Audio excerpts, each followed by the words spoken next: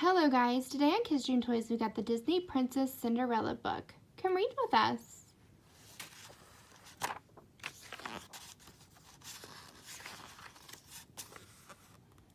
Once upon a time in a faraway land there lived a rich widowed gentleman and his beautiful daughter Cinderella. Cinderella's father was kind and loving. He married again so that his daughter had a mother to care for her. Cinderella's stepmother had two mean daughters named Anastasia and Drizella. When Cinderella's father died, her stepmother stopped pretending to like her. She was jealous of Cinderella's charm and beauty, so she forced the young girl to become a servant in her own home. Cinderella was given a tiny room in the attic. There, her only friends were mice and birds. She listened as she sang about her dreams and a life filled with happiness and love.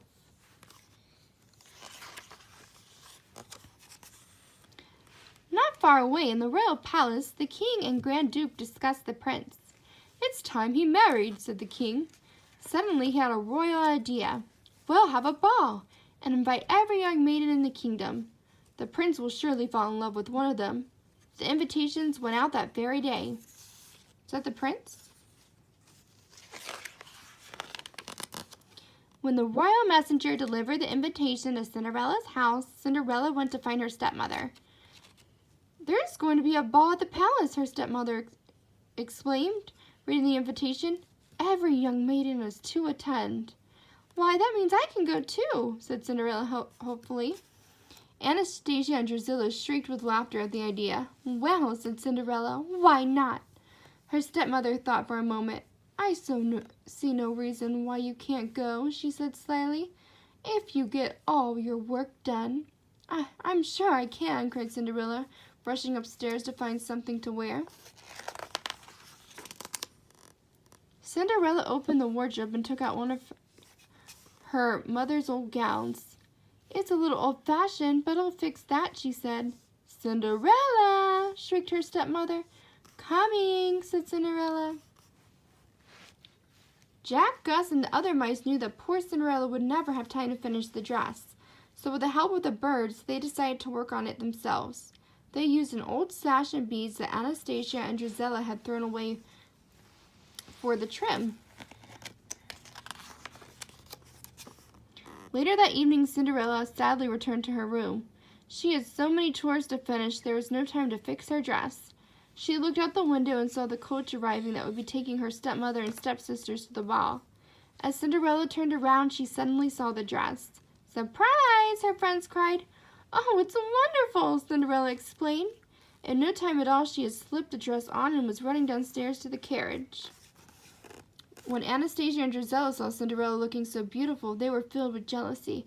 "Why, you little thief!" Drizella cried, seeing the old beads. Then Anastasia noticed her sash. "That's mine!" she yelled, grabbing the sash, ripping it off Cinderella's dress. Cinderella was so upset, she ran outside to the garden and collapsed in tears. She did not notice when the magical light swirling around her. When she looked up, there was an old woman sitting on a bench. "I'm your fairy godmother," the lady said kindly. "Dry your tears. You can't go to the ball looking like that. Now fetch me a pumpkin and hurry. Even miracles take time."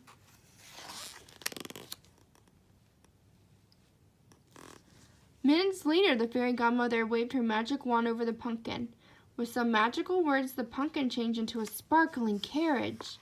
"Now," the fairy godmother began, "with an elegant carriage like that, you simply won't have to have mice."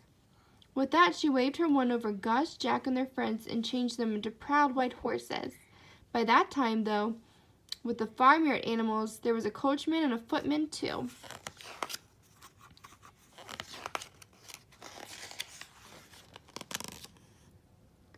Then, with a final wave of her wand, Cinderella was dressed in a beautiful ball gown and lovely glass slippers. "Oh, thank you!" Cinderella cried, stepping into the carriage. "It's like a dream come true." "I know, dear," said Fairy Godmother. "But remember, you only have until midnight. On the last stroke of 12, the spell will be broken and everything will return the way it was before." At the palace, Cinderella entered the glittering ballroom. Glancing up, the prince saw her and fell in love at first sight. He took Cinderella's hand and led her to the dance floor. Dancing in the prince's arms, Cinderella felt as she was floating on air. Suddenly, she heard a clock chime.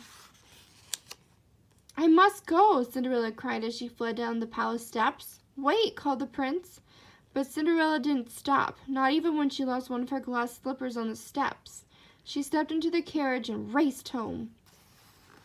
At the last stroke of midnight was heard, the carriage turned back into a pumpkin, and Cinderella was wearing rags once more. But she still held one glass slipper in her hand. Back at the palace, the prince declared he would only marry the girl whose foot fit in the glass slipper he had found. On the next day, the Grand Duke began his search. Every maiden in the land would have to try on the glass slipper until the prince's true love was found. Meanwhile, Cinderella's stepmother had become suspicious when she heard her stepdaughter humming the music from the ball. She was determined that Cinderella not try on the glass slipper. When Cinderella went upstairs to her room, her stepmother followed her and locked the door. As the Grand Duke arrived at Cinderella's house, Anastasia and Drizella tried to squeeze their foot into the delicate slipper, but it was no use. Jack and Gus wanted to help their friend.